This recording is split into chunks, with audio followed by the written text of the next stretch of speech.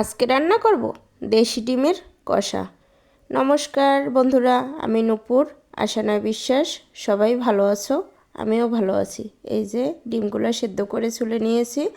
এখন এই যে কড়াইতে তেল দিয়ে ভেজে নেব ডিম। এই যে অল্প একটু হলুদের গুঁড়া দিয়ে দিয়েছি আর একটু লবণ দিয়ে দিয়েছি। এখন খুব সুন্দর করে ডিমটা ভেজে নেব, আস্তে আস্তে ভেজে নেব, কারণ এই ডিমটা যদি একটু লাল লাল করে ভাজা হয় খুব আমার কাছে খুব ভালো লাগে। আমি আর কি যেভাবে রান্না করি সেভাবে তোমাদেরকে দেখাচ্ছি। এই যে হালকা হালকা ভাজা হয়ে গেছে, আরও একটু ভাজি করবো আমি। এই যে দেখো, এই আমার ডিমটা এখন ভাজা হয়ে গেছে, আমি আস্তে আস্তে করে তুলে নেব। এই যে ডিম তোলা হয়ে গেছে, এখন আমি তেলের ভিতর একটু জিরা ফোড়ন দিয়ে দিয়েছি আর একটু বেশি পরিমাণ পেঁয়াজ দিয়ে দেবো। এই যে প্রায় 1 কাপের মতো আমি পেঁয়াজ দেবো এখানে। এই যে দেখো 1 কাপের মতন পেঁয়াজ দিয়ে দিয়েছি, একটু বেশি করে পেঁয়াজ দিলে তাহলে এই যে গ্রেভিটা একটু ঘন হয়, আমার কাছে বেশ ভালো লাগে। আমি যেভাবে করছি সেভাবেই তোমাদেরকে দেখাচ্ছি। আর একটু থেতো করা রসুন, অল্প একটু থেতো করে রসুন দিয়ে দিয়েছি 3-4 কোষের মতো। এই যে দেখো, রসুনটা আমি আগে একটু পেঁয়াজের সাথে ভালো করে ভেজে নিয়েছি, না হয় কি রসুনের গন্ধটা যেতে চায় না, এই তার জন্য আমি একটু তেলে ভেজে নিয়েছি। তার ভিতরে আমি একটু হলুদ গুঁড়ো মরিচের গুঁড়ো দিয়ে তেলের উপরই আগে একটু ভেজে নেব। এখন অল্প একটু জল দিয়ে দিয়েছি আর একটু লবণ, পরিমাণ মতো লবণ দিয়ে দিয়েছি। এই যে দেখো, এখন এই মশলাটাকে আমি ভালো করে কষাবো। মশলাটা অনেক সময় ধরে একটু কষাবো, আমি 4-5 মিনিটের মতো কষিয়ে নেব, কারণ মশলাটা এখন যদি একটু ভালো করে কষানো হয়।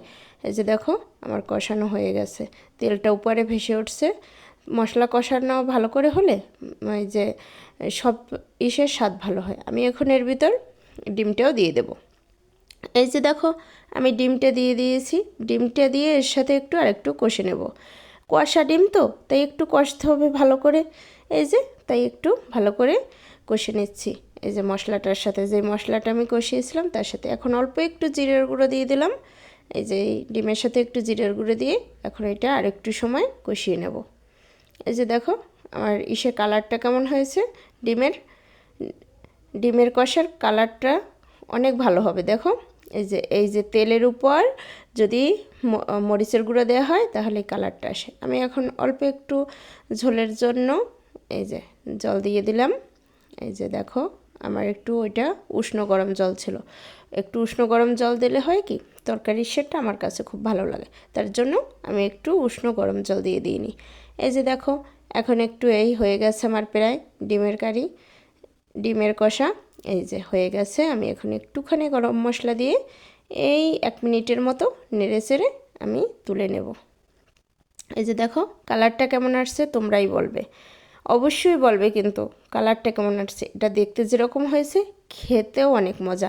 অনেকে বলতে পারে ডিম, তা আবার কীরকম। এই যে দেখো, সবাই ভালো থাকবে, সুস্থ থাকবে, আমার জন্য সবাই